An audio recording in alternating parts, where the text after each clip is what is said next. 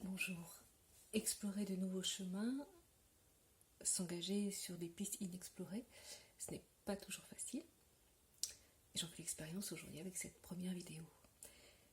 Dans le texte que j'ai choisi, c'est un jeune garçon, Gaspard, qui va s'engager dans les sentiers, entre les dunes, escalader des murailles, sans savoir ce qu'il attend derrière.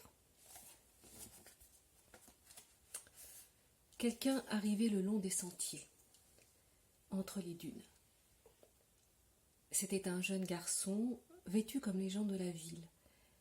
Il portait sur l'épaule une veste de lin un peu froissée, et ses chaussures de toile blanche étaient couvertes de poussière. De temps en temps, il s'arrêtait et hésitait, parce que les sentiers se divisaient.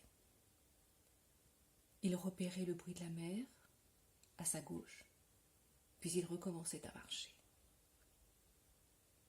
Le soleil était déjà haut sur l'horizon, mais il ne sentait pas sa chaleur. La lumière qui se réverbérait sur le sable l'obligeait à fermer les yeux. Son visage n'était pas habitué au soleil. Il était rouge par endroits sur le front et surtout sur le nez où la peau commençait à partir. Le jeune garçon n'était pas très habitué non plus à marcher dans le sable. Cela se voyait à la façon dont il tordait ses chevilles en marchant sur les pentes des dunes. Quand il arriva devant le mur de pierre sèche, le garçon s'arrêta. C'était un très long mur qui barrait la plaine. À chaque extrémité, le mur disparaissait sous les dunes. Il fallait faire un grand détour pour trouver un passage. Le garçon hésita. Il regarda en arrière, pensant qu'il allait peut-être revenir sur ses pas. C'est alors qu'il entendit des bruits de voix. Cela venait de l'autre côté du mur, des cris étouffés, des appels. C'étaient des voix d'enfants. Le vent les portait par-dessus la muraille, un peu irréels, mêlés au grondement de la mer. Les chiens sauvages aboyaient plus fort parce qu'ils avaient senti la présence du nouveau venu. Le jeune garçon escalada la muraille et regarda de l'autre côté. Mais il n'aperçut pas les enfants. De ce côté du mur, c'était toujours la même plaine de rochers, les mêmes arbustes et au loin la ligne douce des dunes. Le jeune garçon avait très envie d'aller voir là-bas. Il y avait beaucoup de traces sur le sol, des sentiers, des brisées dans les fourrés qui indiquaient le passage des gens. Sur les rochers, le soleil faisait briller les parcelles de mica. Le jeune garçon était attiré par cet endroit. Il sauta du mur et il se sentit plus léger, plus libre. Il écouta le bruit du vent et de la mer. Il vit les creux où vivent les lézards, les buissons où les oiseaux font leur nid. Il commença à marcher sur la plaine de pierre. Ici, les arbustes étaient plus hauts. Certains portaient des baies rouges. Tout à coup, il s'arrêta parce qu'il avait entendu tout près de lui un bruit bizarre, comme si on jetait de petits cailloux sur la terre. Mais personne ne se montrait. Le jeune garçon recommença à avancer. Il suivit un petit sentier qui conduisait à un groupe de rochers au centre de l'enceinte de pierre sèche. Encore une fois, il entendit tout près de lui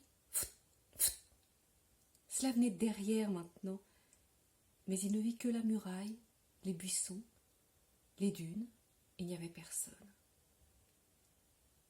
Mais le jeune garçon sentait qu'on le regardait. Cela venait de tous les côtés à la fois, un regard insistant qui guettait, qui suivait chacun de ses mouvements. Il y avait longtemps qu'on le regardait ainsi, mais le jeune garçon venait seulement de s'en rendre compte. Il n'avait pas peur. Il faisait grand jour maintenant, et d'ailleurs le regard n'avait rien d'effrayant. Pour voir ce qui allait se passer, le garçon s'accroupit près d'un buisson et il attendit, comme s'il cherchait quelque chose par terre. Au bout d'une minute, il entendit un bruit de course. Debout, il vit des ombres qui se cachaient entre les arbustes et il entendit des rires étouffés. Alors, il sortit de sa poche un petit miroir, et il dirigea le reflet dans la direction des arbustes. Le petit cercle blanc voltigeait et semblait enflammer les feuilles sèches. Soudain, au milieu des branches, le rond blanc éclaira un visage et fit briller une paire d'yeux. Le jeune garçon maintint le reflet du soleil sur le visage jusqu'à ce que l'inconnu se lève, ébloui par la lumière. Peut-être que votre attention s'est un petit peu éloignée, dispersée à un moment de la lecture, et ça c'est tout à fait normal. C'est parce que vous avez peut-être réagi à un mot, les dunes, le sentier, le foot. Peut-être que vous avez retrouvé une sensation, celle de marcher difficilement dans le sable, et votre esprit s'est égaré, et puis il est revenu à la lecture. Et peut-être que cette lecture-là, elle va faire elle aussi son chemin dans le lecteur que vous êtes, que vous avez été pendant cette lecture.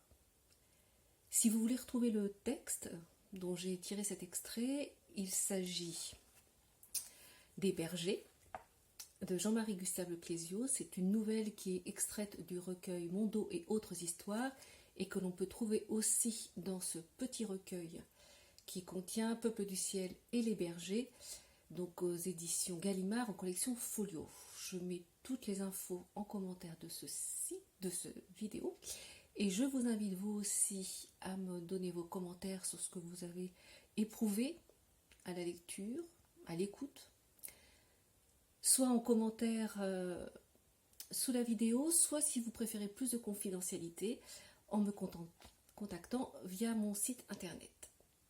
Merci, à bientôt.